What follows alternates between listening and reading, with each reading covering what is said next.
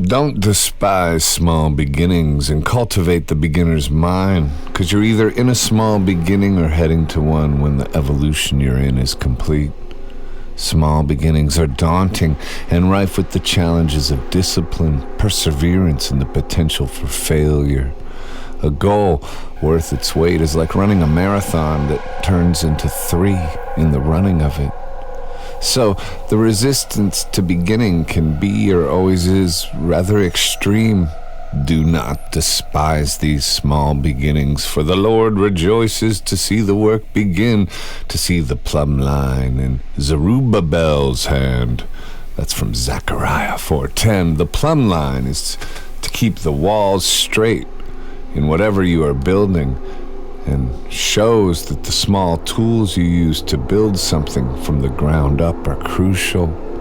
Usually, when we start building the walls of a vision, we have dreams of glory and attention in mind, money and rewards, love and acceptance. But in the small beginnings, there are none of those things, no guarantee that those things will ever come at all. And for most of us, perhaps a history of failures or beginnings that never came through with the promises of the dream they contain. Never mind the fact that we live in a world where empowering oneself is rarely encouraged across the board. In the West, we live in a world where almost the opposite is true. Systems of subjugation and control are grasping all around you like zombified hands, encouraging dependence and ambivalence. The newest generations have a marked lack of hope that they can really improve their stations at all. Addictions are at an all-time high, and in many ways, victim identity is rewarded in strange new ways. Also, honoring a spiritual center or God consciousness, which leads to a life of hope and purpose, is also on the chopping block of society, and yet opportunity abounds. We hold supercomputers in the palms of our hand, and even in a censored world, the access to tools of education and self-empowerment have never been as easy to access. So we live in a world of contradictions. Your ability to ignore the negative messages society puts forth and curate a world of personal encouragement is also boundless. And here's the key to not despising small beginnings. The fun it is to surf the waves of real inspiration, purpose, and hope is so much more than the purposeless drag that a life framed by hedonism can possibly deliver. Earl Nightingale says it best: success is the progressive realization of a worthy goal. The progressive realization begins at the beginning, not at the end, when all the world cheers you on, which only ever happens in your imagination anyway. In fact, success could arguably be felt most in the very small beginning that you are despising to begin, for we all know how difficult that is. We all are made of the same building blocks of self-limiting beliefs and fear. And so even your supposed embarrassing early attempts at whatever you are attempting are hardly embarrassing at all, because anyone perceiving that from the outside that has any honesty or sensitivity at all will see just how successful you already are, to be anchored in the hope of small beginnings. A small beginning is actually a mountaintop you already arrive at when you embark on your journey with any consistency at all. So don't despise small beginnings, for no beginnings are actually very small at all, especially in our world. Nightingale's quote does call out for some consistency and perseverance, though, the progressive realization of a worthy goal.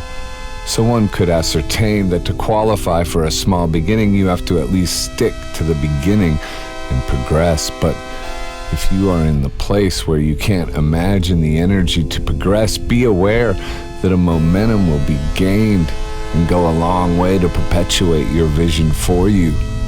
Before a worthy goal is embarked upon, people usually imagine it for years before they actually begin.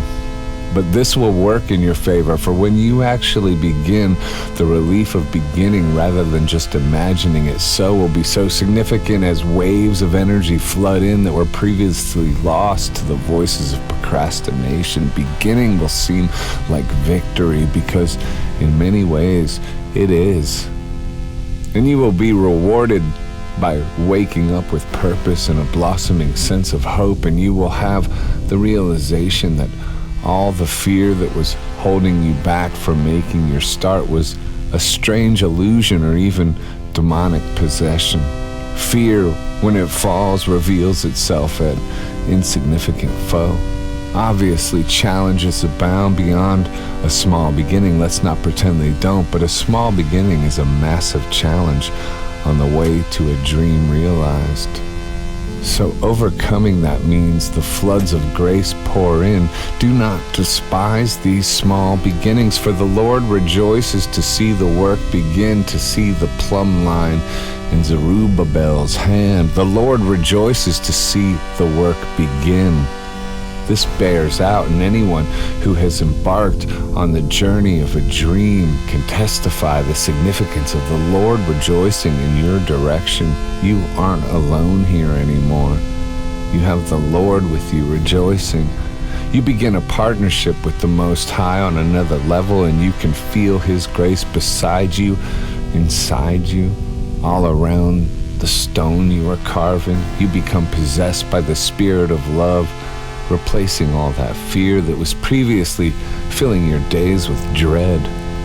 What could be better? When we think of what we want to achieve, we often frame the dream with the rewards we receive from the material world, the money and fame, the acknowledgement from friends and family. But when we overcome our fear to begin, we instantly come into a greater acknowledgement than that. The Lord rejoicing in our direction. In some ways, this is as good as it gets. Not that you should stop there, but there is no reason to despise small beginnings, for they come with rewards as significant, if not more so than any other.